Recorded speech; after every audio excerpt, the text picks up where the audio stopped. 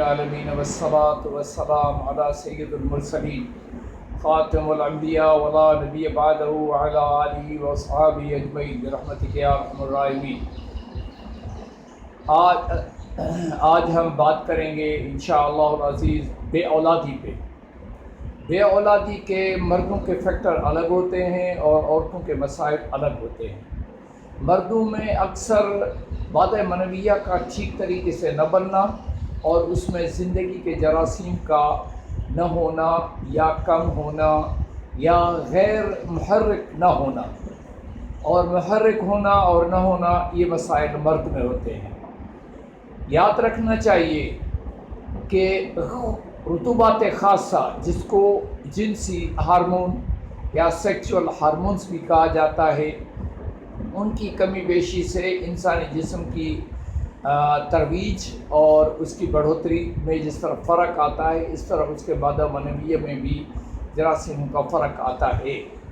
اور یہ اکثر دو تحریکوں کے اندر، قانون مفرد اعضاء کے قانون کے مطابق دو تحریکوں میں یہ کام ہوتا ہے، یا بالکل ہی اعصابی میں جہاں مادہ منویہ بالکل پانی کی طرح ہوتا ہے اور اس کے اندر زندگی ٹھہر نہیں سکتی، اس کے اندر مادہ منی کی تخلیص نہیں ہوتی۔ وہ مغلظات تو کھاد کھلاتے ہیں لیکن وہ مقدار اور اس کی جو تحریک ہے اس کے مطابق حکمہ حضرات نہیں کھلاتے۔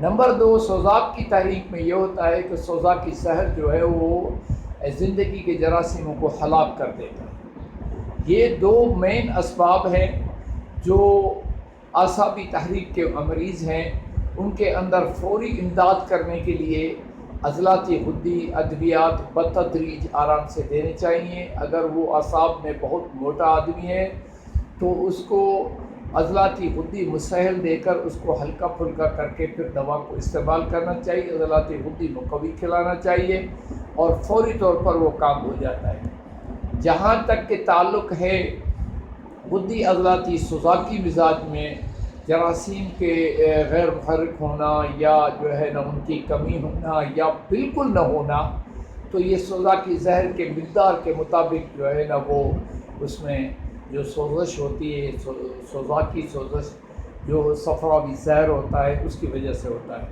اس کے علاج میں فوری طور پر اعصابی غدی دوائیں اللہ کے فضل سے بہت ہی کامیابی سے کام کرتی ہیں، اور اعصابی غدی یا غدی اعصابی لبوب بھی وہاں اعلیٰ قسم کا کام کرتا ہے، اس لیے اس طریقے سے اس کو دی جائے۔ اور غدی عضلاتی طلا استعمال کرنا چاہیے تاکہ مقامی طور پر اس طلا کے خصیے اور عضو تناسب پر لگانے سے وہاں پر حرارت پیدا ہو اور مادہ منویہ کے اندر جو ہے نا بڑھوتری ہو اور اس کا فعل تیز ہو اور عضو میں خون کا دوران ٹھیک ہو تاکہ مریض بھی مطمئن ہو اور حکیم کی عزت بھی ہو۔ جہاں تک کہ مسئلہ ہے عورتوں کا، تو عورتوں میں بانجھ پن اکثر طور پر عضلاتی غدی تحریک میں ہی ہوتا ہے اور کبھی کبھی اعصاب میں ہوتا ہے۔ غدی تحریک میں تو عورت کی اپنی جو تحریک ہے وہ غدی اعصابی تحریک ہے، اس میں تو بے اولادی کا کوئی تصور نہیں ہے۔ عضلاتی غدی میں اگر اس کے قاذف نالیوں میں رحم میں اگر سولیاں بننا شروع ہو جائیں تو وہاں عورت کے مادہ منویہ کے انڈے جو ہے وہ بننا بند ہو جاتے ہیں۔ اووم بننا بند ہونے سے وہ حاملہ نہیں ہو سکتی، اس لیے اس کا علاج جو ہے وہ پہلے تو کرنا چاہیے مشینی تحریک سے، غدی اعصابی تحریک سے، تاکہ اس کی رسولیاں بتدریج کم ہو کر ختم ہو جائیں۔ نمبر دو، اعصابی تحریک میں بھی اکر پن ہوتا ہے، وہ یہ ہوتا ہے کہ عسر تمس یا ابس تمس ہو جاتا ہے، یا تو بہت مشکل سے آتا ہے حیض کا خون یا بالکل نہیں آتا۔ جب بالکل نہیں آتا تو اس کا علاج 3 نمبر میں ہے۔ اگر عسر تمس ہے تو اس کا علاج غدی اعصابی میں ہے۔ اس طرح عضلاتی غدی اور غدی اعصابی دوائیں دے کر حیض کے معاملات کو درست کر لیں، اور اعصابی تحریک میں تو میں پہلے بیان کیا کہ اس کو عضلاتی غدی دوائیں دیں، تو انشاءاللہ العزیز ان دونوں کے مسائل حل ہونے کے بعد اور جو ہے نا یہ مسائل ٹھیک ہو جائیں گے اور اولاد ہو جائے گی۔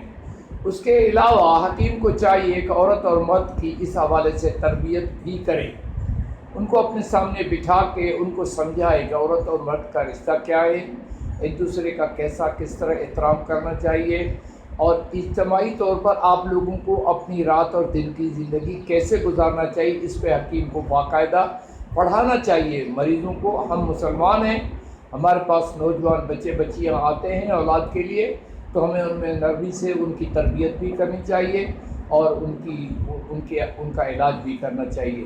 اس طرح سے آپ کا نام بھی روشن ہوگا اور آپ کے دواخانے کا نام بھی روشن ہوگا، اور دنیا میں قانون مفرد اللہ کے طب کا نام بھی انشاءاللہ العزیز روشن ہوگا۔ وما علینا الا البلاغ المبین۔